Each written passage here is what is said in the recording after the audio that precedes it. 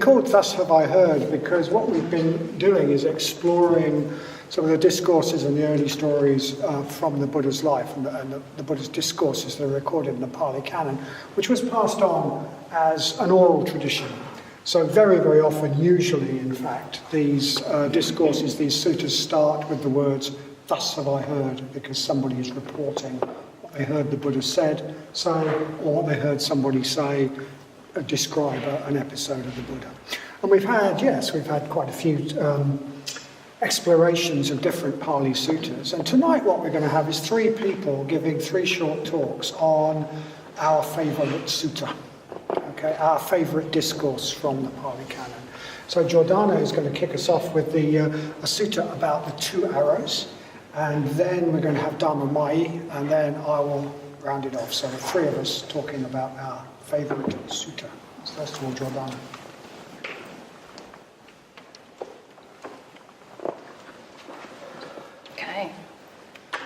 Okay, so I'm going to be talking about the Salata Sutta, which is one of the discourses from the Pali Canon. And that's often referred to as a second arrow sutta or something similar to that. So I'm going to talk about how this sutta has been useful for me and how I think that it's linked to my practice in a bunch of different ways. So in short, the Salata Sutta says, and I'm paraphrasing here, that when we're touched with a feeling of pain, that the average person, so I think that's us, sorrows, grieves, laments, beats her breast and becomes distraught. So instead of just feeling the first pain, she feels two pains. One is the physical one and one is the mental one. So just as if you were to shoot a woman with an arrow and then right afterwards were to shoot her with another one, so she would feel the pain of two arrows. In the same way, when touched with a feeling of pain, the average person sorrows, grieves, laments, beats her breast, becomes distraught. She feels two pains, physical and mental. So I think that this sutta highlights the potential power of awareness in our experience. So often we'll experience pain, dukkha, suffering, discomfort, whatever you want to call it. And it's important to say that that pain or that suffering can be physical or mental. So due to what I think are entirely natural human tendencies, it's pretty likely that then we'll add a whole dollop of extra suffering on top of the initial suffering. By worrying, dwelling, and just generally adding to it. So one thing that I like about this sutta is the way that it reinforces the first noble truth. There is suffering. It's just a part of life. It exists. It needs to be acknowledged. And I cannot avoid it. So I can't carefully arrange my work, my experience, my friends, my house, my husband, my cats. Well, I can try. But what the Salata Sutta does question is how much of that suffering is truly inevitable and how much of it is in some way under our control. So on Friday when I was writing this talk, I was given the perfect example to talk about. So I fell off my bike and I landed on my arm and it really hurt for a minute. And initially I did some swearing, so I did a big shouty swear. And then I had a sort of a surprising reaction. So once I realised that it wasn't actually that bad, it was like the initial shock kind of wore off, I started giggling. Which was, it was kind of a happy surprise. And I think that in the past I might not have responded in that way. So it was different to what I expected. So on this particular occasion, I didn't immediately fire an obvious second arrow. But I can't say that isn't what I always do. So in fact, the second arrow is fairly familiar to me. And it is part of my everyday life, and that my practice of working with it, sometimes patiently, sometimes not, has had a huge effect on me. So I can't talk about all of them, but I'm going to give some examples. I'm going to talk about my health. So the last couple of years I've had pretty mixed health. I've had some problems with fatigue, headaches, and some chronic pain. And working with this has been an ongoing practice and something that I've learned a lot about myself from. So in addition to the pain and discomfort of physical symptoms, I've added a second, a third, a fourth, 100th arrow. So I've had thoughts like, and I still have thoughts like this, but more so in the past. I've had thoughts like, I'm always going to be like this, it's not fair, it's my fault, I'm supposed to be like this, I'm supposed to be strong, it's their fault, I'm making this happen, and all sorts of different things. So in truth, I was experiencing pain from the arrow of repeated headaches or, different health things. But But I was also experiencing pain from the arrows of worry, anxiety, frustration, self-pity, criticism, so on. So that's where meditation and friendship have come in useful for me. So clearly I need a growing awareness to notice that I'm not only experiencing dukkha, but that I am experiencing more of it due to my thoughts multiplying and running wild. That's the way I see it, kind of running wild. So not only that, I need awareness to spot when I am identifying with those thoughts, and I think this is key for me. So I need awareness to spot when I'm identifying with those thoughts and starting to believe that they're true. So on some days, I have really questioned whether my dodgy health is really my fault in some way. And that, for me, is a real example of the possibility of believing that the stories that our minds can make up. So this could have taken me, and sometimes did, to some pretty dark places in a way. So prapancha, or mental proliferation, is the way that I think of it is that it's the thinking that your mind can get up to before you even notice. So the mind can take essentially is a simple experience like pain and run an associative series of thoughts just one after another, and that's what minds do. And I was trying to think of a good analogy, and I was thinking of like a cartoon, like a speeded up cartoon, kind of one thing flashing up after another. So my mindfulness meditation practice has come in handy here to slow down the experience of prapancha and make it more likely that I can see my second arrows, so that I can disassociate myself from them in some way. So the emphasis for me is not just on pushing them away, well, it just isn't at all on pushing them away, but on noticing them, seeing them, and not taking them so seriously. So on occasion, my mindfulness practice has even allowed me to have just the first arrow without the second. Now you're talking. So it's not just mindfulness that's helped me to work with the second arrow. My spiritual friendships have also helped me here, particularly my Mitra group. So one experience in particular comes to mind when I think of this. So Jenny from my Mitra group, she honed in on my second arrow tendency to be self-critical. And she very thoughtfully and wisely sent me a text one Monday morning when I was going off to college, and I think about it a lot. And it said something like, if you're self-critical this week, remember, A, it's about your health. If it's about your health, it's wrong. It's very straightforward. And B, something like, if it's about your choice to be a student again, then I think your choices are brave and inspiring.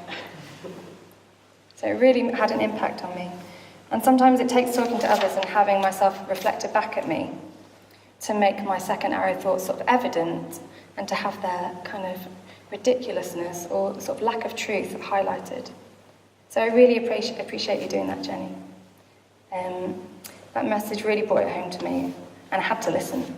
And actually it has changed my self-critical tendency towards my health and other things significantly. And that's just one of my many experiences of the value of Sangha. So now when I experience dukkha related to my health, I can bear it a bit better, as I've built up what I think of as my prapancha, or sort of second arrow spotting muscle.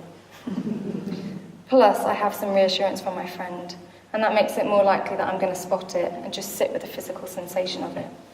And often that physical sensation turns out to be less awful than it seems when I'm not looking at it directly.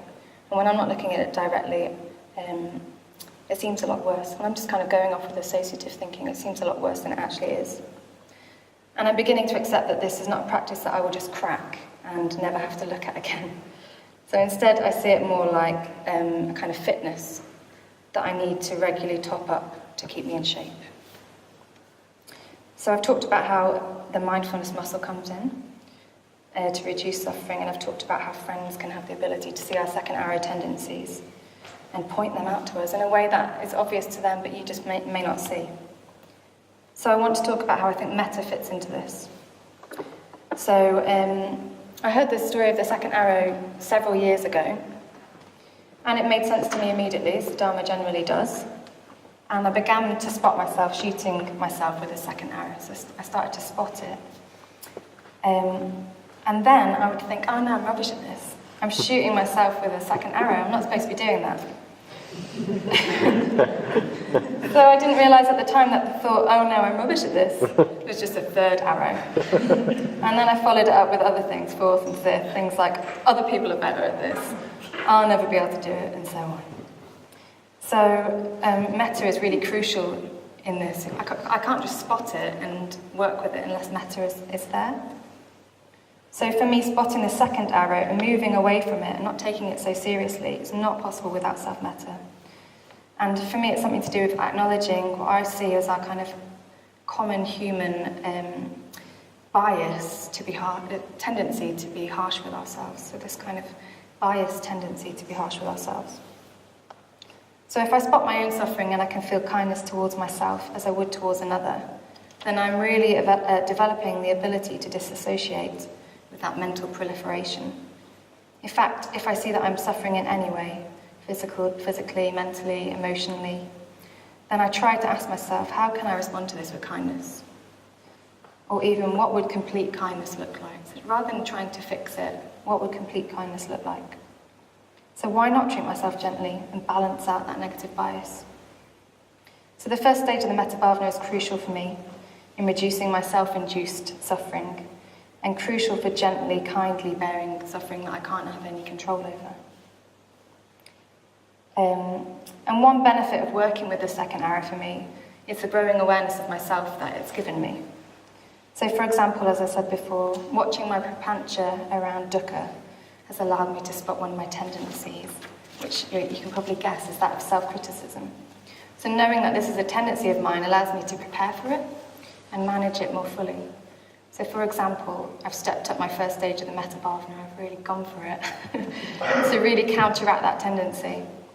And if I know that I'm going to be in a difficult situation where I know that I might suffer in some way, I might find it difficult, then I can put kindness in place before the event.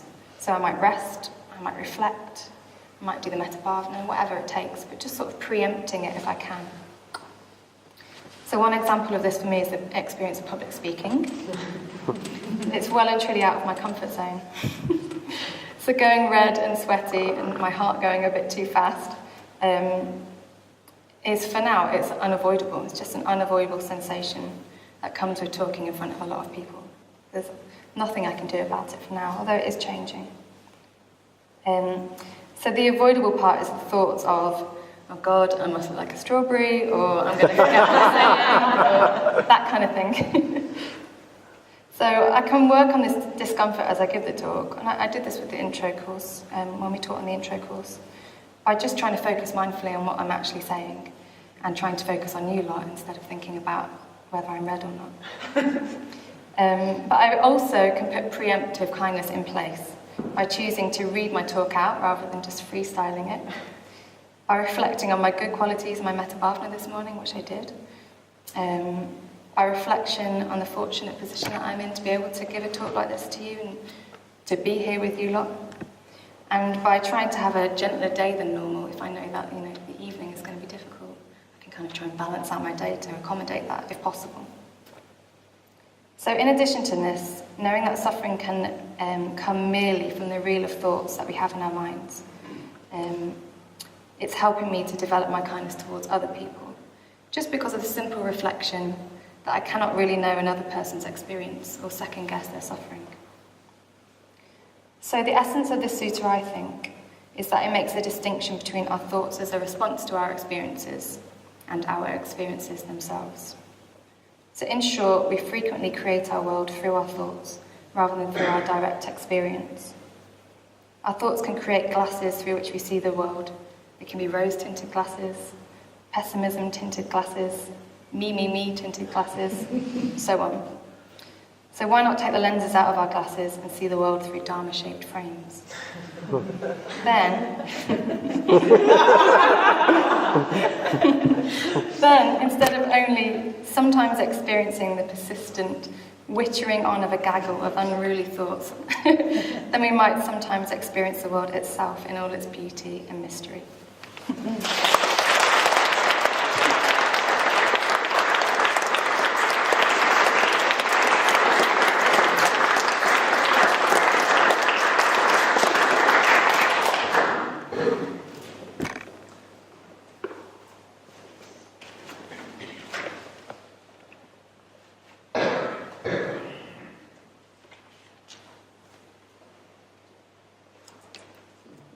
Am I up? Great. So, I didn't know what Jordanna was going to talk about, but there's quite a nice link between our two talks, so that's good. So I'm going to talk tonight about the Attadanda Sutta, which is my favourite all-time sutta. And it has been ever since I came across it, actually. And it's in this collection of works called the Sutta Nipata, which is some of the oldest discourses by the Buddha, some of the first ones. And I love all of the stuff in this, actually, because it's dead kind of immediate and raw. It's before it all got... It's all very immediate and raw anyway, it's very urgent.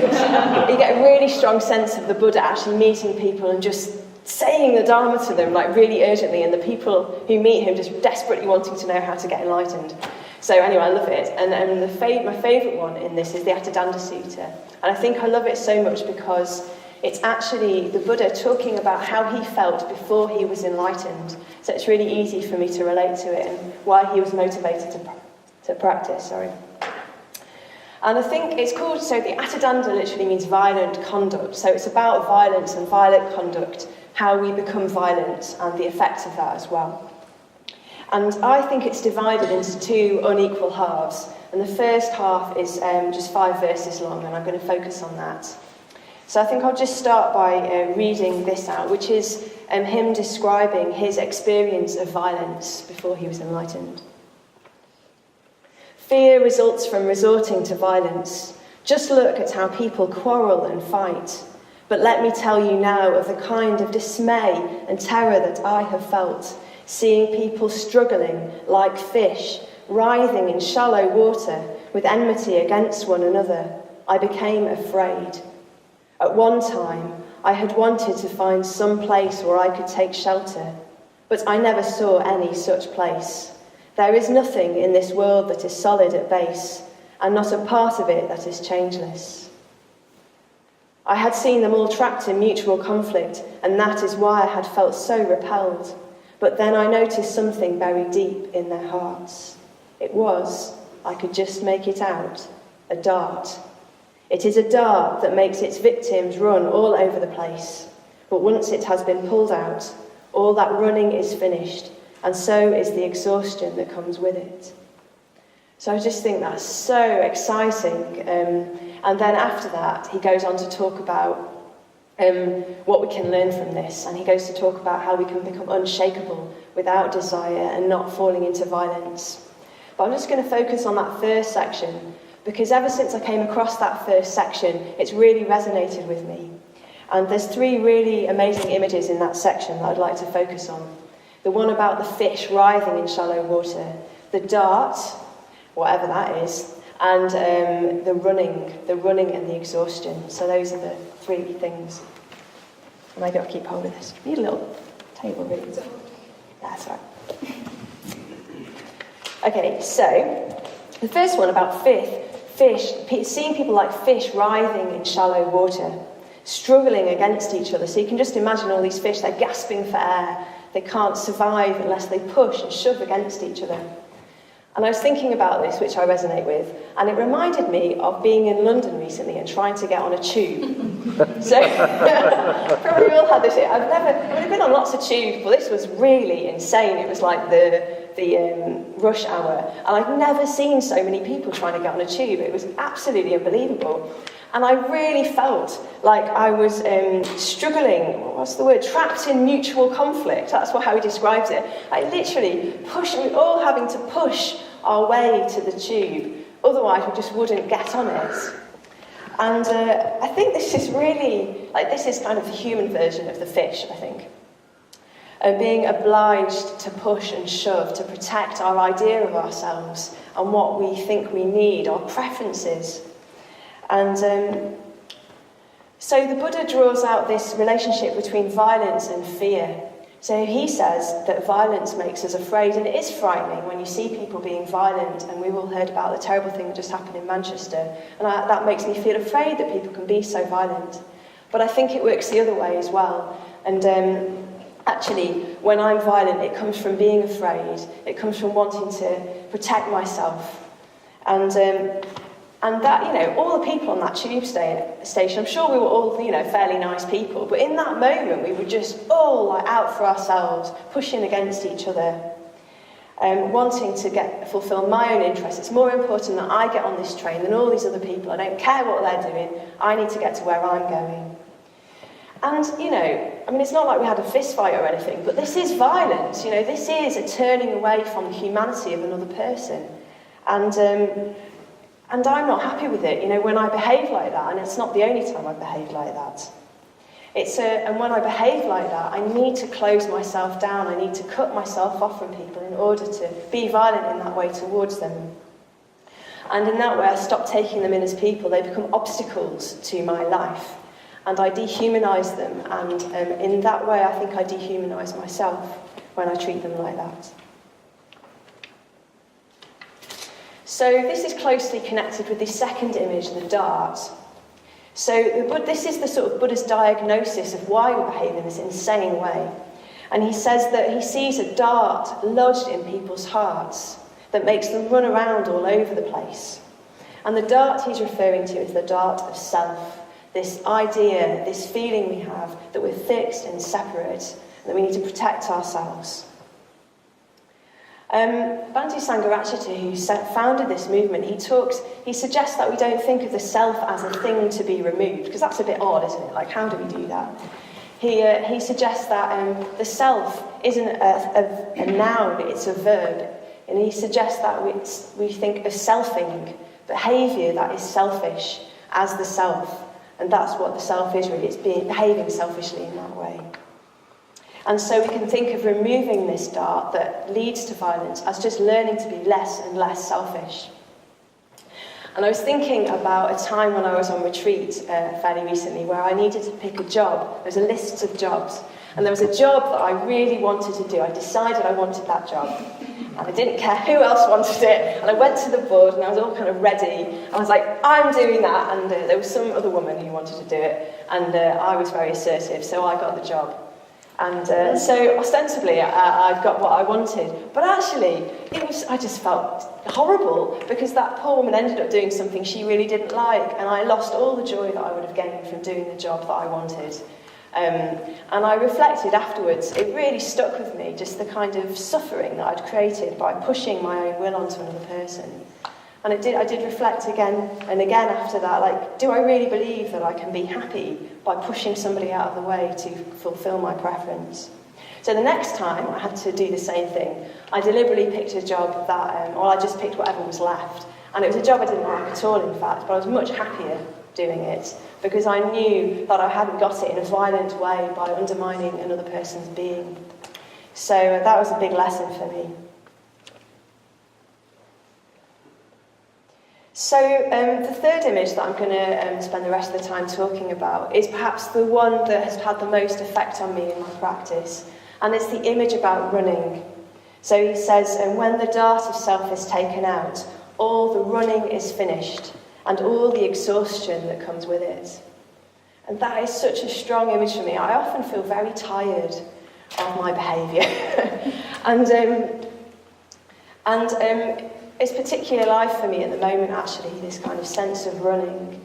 And so that's why I wanted to talk about it today. And actually, my example is similar to Jordanna's, is my health. And some of you might be aware that when I first came to the Buddhist Centre, actually I was very ill with chronic fatigue. And it took me 5 years then to recover from that. And recovering from that, it was like I got my life back. And I was right, that's never happening to me again. It's never going to happen again. It was like unthinkable. And so recently, my health's been quite bad again, and it's been a possibility that might be happening to me again, although it might be temporary. But even the thought of it, I don't want to acknowledge that thought. I don't want this experience. I don't want these physical sensations. I don't want to think of my life being like that. So these things arise, these unthinkable thoughts, this discomfort, they arise, and they frighten me, so I just want to push them away. And when I do that, my overriding sense is that I'm running away, and it's tiring, it's exhausting. And this sort of running away behaviour emerges all over the place. So in my day-to-day life, it emerges by just basically wanting to watch loads of DVDs, not wanting to think about anything, just put stuff in my brain so I don't have to think. Or when I meditate, how it comes out is that I spend the whole time either planning or fantasising about what I'm going to do later or what's just happened, or if I'm slightly more in touch with myself, just getting really irritated and bored with meditation. So that's a bit more close to what's actually going on, because I'm starting to get a bit closer to it. So I think this sort of clinging on to a self, this version of a self which is well and energetic and not in pain. Maybe it's difficult to think, well, how does this link to violence? But I think it is a violence. It's a violence, firstly, to myself, because there's a whole portion of my experience that I'm just trying to push away and block out. And I was thinking, if a friend came to me and said, well, actually, I'm feeling really ill and tired and I'm in a lot of pain, and I just said, well, I'm not that interested, actually, can you just cheer up? I mean, that's obviously very unkind, but actually that's what I'm doing to myself. And I don't think that's all right, actually. And so whole parts of my experience that I'm ignoring and denying. But that's not even the end of the story, because that sort of behaviour leads to violence towards others. Because the more I block my own painful experience, the more blocked I become generally. So not only do I not experience my pain, I don't experience joy, I don't experience anything, it's just kind of all a bit numb, and I become a bit deadened. And in that state, it's impossible to have an open heart, it's impossible to experience metta for myself or anybody else, in fact, and I just stop caring about people in a certain sort of way. Very self-oriented experience. And generally I become sort of colder and more spiky, and I think people who know me would agree that that's the effect of me kind of becoming blocked. And I'm much more likely to respond to people in a defensive or grumpy way than I would be if I was more open and blocked and in touch with how I am. So the work then that I've had is how to stop running. So that's the work, how to turn towards experience. So I thought I'd talk about a time on a recent retreat where I had a big experience of this, and actually it was the first time really that I'd started to turn towards this, the kind of possibility that I might be getting ill again. Before that I'd just been kind of pretending it wasn't happening in a certain sort of way. And as happens in retreats, like what's actually going on sort of starts to bubble more and more to the surface, and if you're trying to ignore it, it becomes harder and harder to ignore. And my meditations became this constant battle of trying not to think, what if I've got chronic fatigue again? It was a thought that I couldn't bear to let into my experience, and it was just dominating everything, because I was just so frightened. I was just running and running. So one day I decided that was enough, and I decided to stop running from that thought. And in my meditation, I got into a kind of fairly concentrated state, and then I said, okay, fine. This is true. Let's imagine this is true. What if this is true? I've got chronic fatigue again. I'm going to be ill for 5 years. Maybe I'm going to be ill forever. This is happening. And I just let that thought arise. And what happened is I just felt a massive amount of fear and panic. And I think that was a very positive step, because I was turning towards the thought, and underneath I was finding the emotions that were meaning that I couldn't face that thought. But then, you see, I didn't want those emotions either. So I had to then turn towards those emotions and all the yucky sensations of panic and fear, the heart and the trappedness and all of that kind of horrible sensations that are fear. And I tried to resist the temptation to distract myself by thinking about it or moving my attention somewhere else. I really wanted to allow myself to experience the fear that was coursing through me. And every time that thought kept coming, it was like being, I could just imagine sitting, on the waves, and the waves just smashing into me again and again. It was a very strong experience. But actually what happened was fairly quickly, much more quickly than I'd imagined. The waves just got less and less and less because I wasn't running anymore. And gradually it became fine. It became fine that was the case. And I didn't feel like I needed to run away anymore. It wasn't overwhelming anymore. And it was as if I'd grown into a bigger container that could hold the strength of what I was experiencing, because I'd stopped running. I became strong. And actually, all the energy that had been caught up in running and pushing was suddenly released in kind of a loads of energy and joy, actually. I thought, wow, isn't it amazing, the Dharma? That however I'm feeling, whatever's going on, there's this freedom in it. It's like I can just turn towards what's going on if I've got enough courage. And there's this freedom to be found in any experience that I'm having. And of course, the other thing that happened is I just got really soft and tender again, immediately, and could turn towards myself and other people again.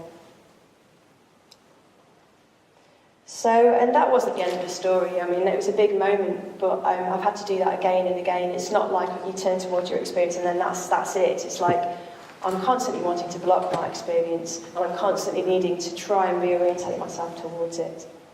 But at least I know from that experience that it is possible. I'm actually wearing my Star Trek t-shirt saying "Boldly Go" because I thought it was very appropriate. Like, it is a bit of a kind of da-da-da, like turning towards this sort of stuff. But yes, it's very rewarding. So yeah, hopefully that's the end. Hopefully I've conveyed something of why I find this sutta so exciting. And if I'm ever struggling, if I ever think I'm blocking something and I'm afraid to turn towards it, actually if I bring this sutta to mind and that image of just letting go of the running, often that's enough to kind of let me have the courage to turn towards something. So maybe I'll just finish by reading those first 5 verses again. Fear results from resorting to violence. Just look at how people quarrel and fight. But let me tell you now of the kind of dismay and terror that I have felt, seeing people struggling like fish, writhing in shallow water with enmity against one another. I became afraid. At one time, I had wanted to find some place where I could take shelter, but I never saw any such place. There is nothing in this world that is solid at base, and not a part of it that is changeless. I had seen them all trapped in mutual conflict, and that is why I had felt so repelled. But then I noticed something buried deep in their hearts. It was, I could just make it out, a dart. It is a dart that makes its victims run all over the place. But once it has been pulled out, all that running is finished, and so is the exhaustion that comes with it.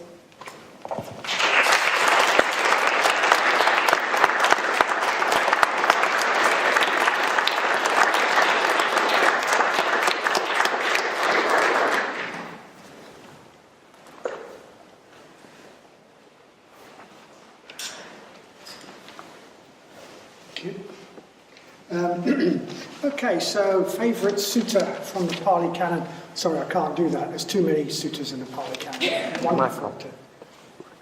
You're not allowed. Say again? It's I not don't think your working. microphone's on.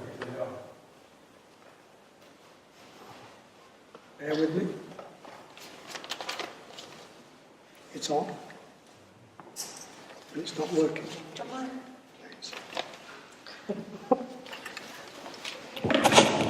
It is. Was that me? I don't know who else. Thank you.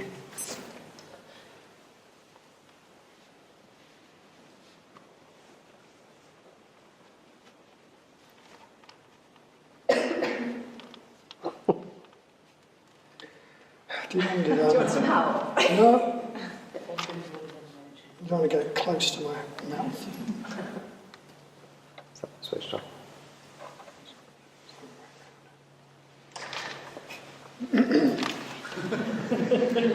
Dharmamayi, can you put it a bit higher up?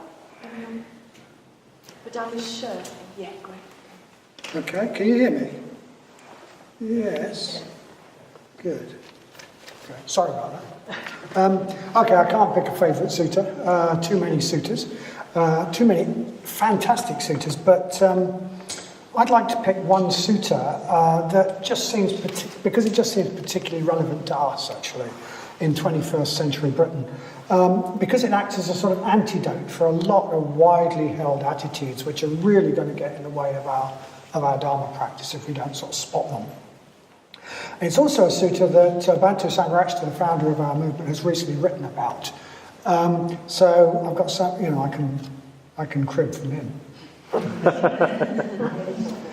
And this sutta is the Gaurava Sutta. Gaurava means something like reverence. So it's the discourse on reverence. Maitridasa also talked a bit about this on Buddha Day, but I'm going to, I hope, expand a bit on what he was saying on Buddha Day and draw out some extra points. So the sutta is talking about a time just not long after the Buddha's enlightenment, and the Buddha is dwelling in a place called Uruvela on the banks of the Naranjara River, and he's meditating under a tree called the goat herd's banyan tree. So presumably it's a, as Maitridasa said, it's a banyan tree that normally the goat herds sit under out of the sun, presumably watching their goats. And at that time, the Buddha was meditating under this tree, absorbing the effects of his enlightenment, thinking about the implications of his enlightenment, how he works that out, how he might teach it, what it means for his life. And we're told that during this time, the Buddha reflected in the words that one translator used, a man lives unhappy if he has nothing to look up to revere, and to obey. A man lives unhappy if he has nothing to look up to revere and obey. Obviously, when he says man, he's referring to women as well. And the Pali could be translated not just as nothing to look up, nobody to look up to. It could be translated as nothing to look up to. So I think actually a literal translation of the Pali is a man lives unhappily without reverence, something like that, or a man without reverence lives unhappily. So we could say a person will be unhappy if they have nobody to look up to revere and obey, or a person will be unhappy if they have no thing to look up to revere and to obey. And we're told that then the Buddha reflected, but what person can I look up to? I do not know of anyone wiser than I. I do not know of anyone with greater vision than I.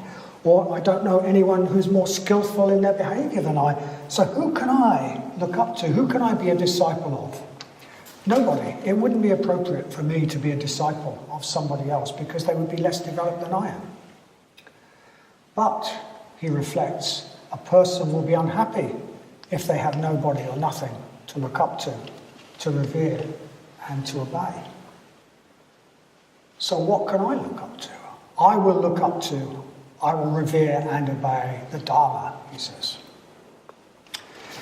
And in his recent discussion of this sutta, Sangha makes the point that the Buddha could not possibly mean the Dharma in the form of his own words.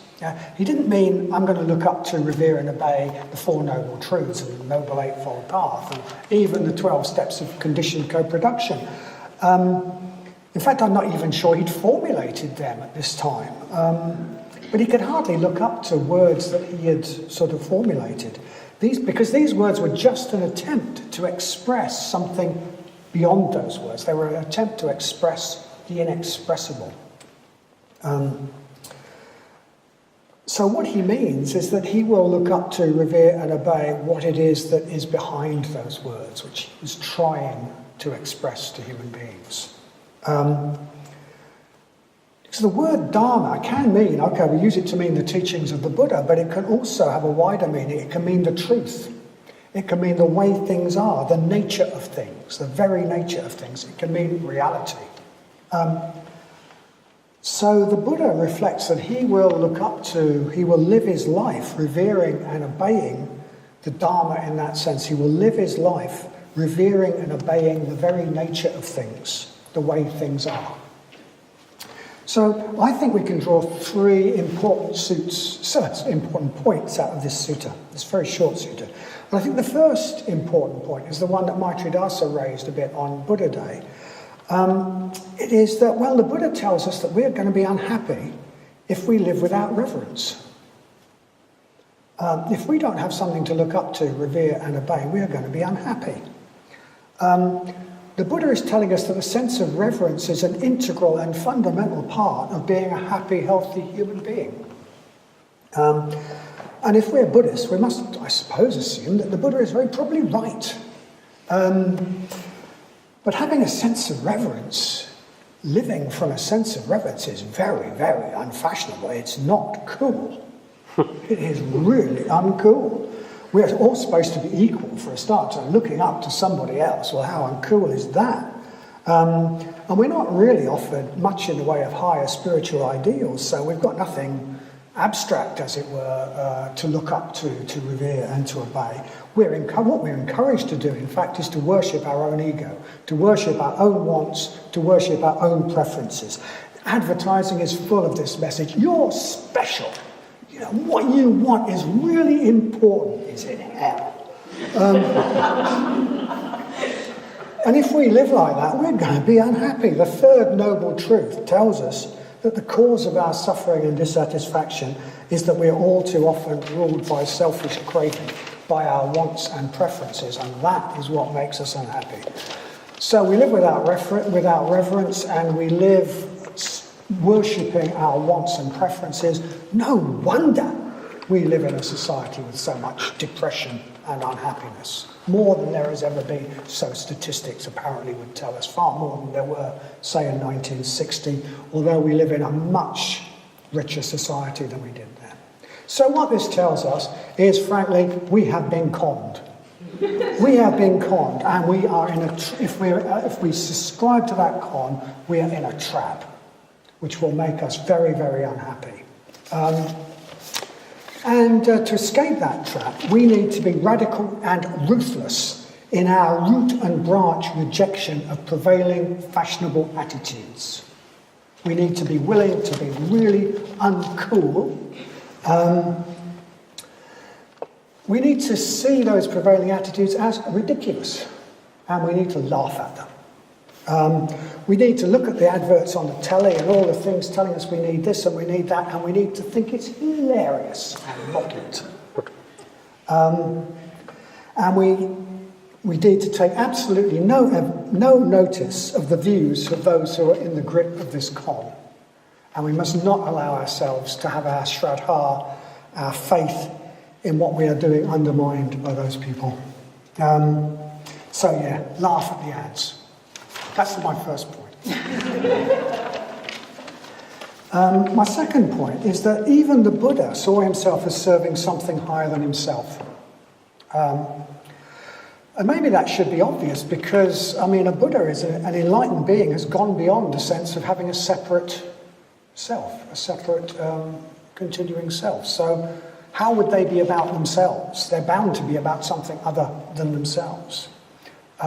Something other than their own wants and preferences. So what this tells us, well, if an enlightened being is serving something higher than themselves, then our path towards becoming an enlightened being must involve serving something higher than ourselves, higher than our own wants and preferences. It means that reverence, devotion, is an integral part of the Buddhist spiritual life.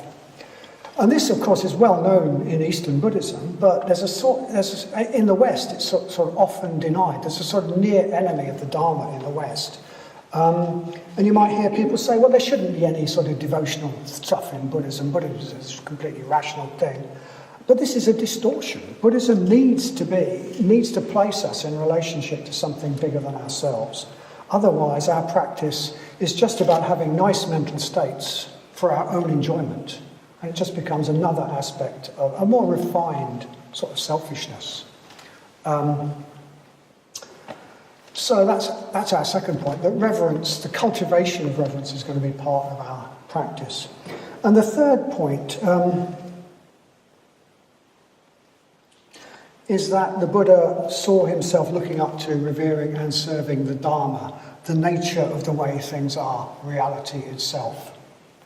With his Buddha eye, with his enlightened mind, with his Buddha eye, the Buddha saw that there is something highly positive, something beautiful, something even sacred, woven into the very fabric of the reality that we are part of, the way things are. And he saw that that was something worthy of our reverence, worthy of our service, worthy of his service. Yeah, there's something highly positive, beautiful, even sacred, woven into the very fabric of the reality we are part of. Go outside, you can see it. You can see it. If we open ourselves up, you can see it. The world is amazing. It is full of beauty. And I think we really need to open up to that. And I think this is another antidote to another prevailing attitude or worldview, which is very prevalent and very deadening in our society, which is that the world is just a dead, meaningless machine.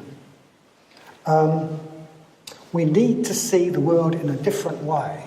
Sangha has said that a world seen as dead is not a world in which you can get enlightened. It's not a world in which enlightenment can exist. We need to stop seeing the world as a dead, meaningless machine and see it as the whatever it is, but it's a mystery, but it's certainly not a dead and meaningless machine. And I think, we can start to open up by that, by just looking at the beauty of nature and allowing ourselves to feel the sense of reverence that this can evoke. Becoming aware of the beauty. Becoming aware of, even we could say, the sacredness. We could say the sacredness that's even worthy of reverence, that's woven into the very nature of things. And feeling the reverence that actually, if we allow ourselves, we will often feel in nature. Cultivating this sense of reverence because it is a Buddha quality. It is a quality the Buddha had, which we're going to need to develop in ourselves if we're going to move towards enlightenment. So, finally, I'd just like to say that I think, so I've made the point that reverence is a part of being a healthy human being. It's part of being an enlightened being. We need to cultivate it. And I think one way that we can move towards cultivating it, an accessible way for us Westerners, is to open up to the beauty of nature, spend time in nature, look at nature, experience nature, and allow ourselves to experience the sort of sense of reverence, rather than just saying, well, how uncool. So let's not be cool, let's be reverent, and we might become more enlightened. Thank you.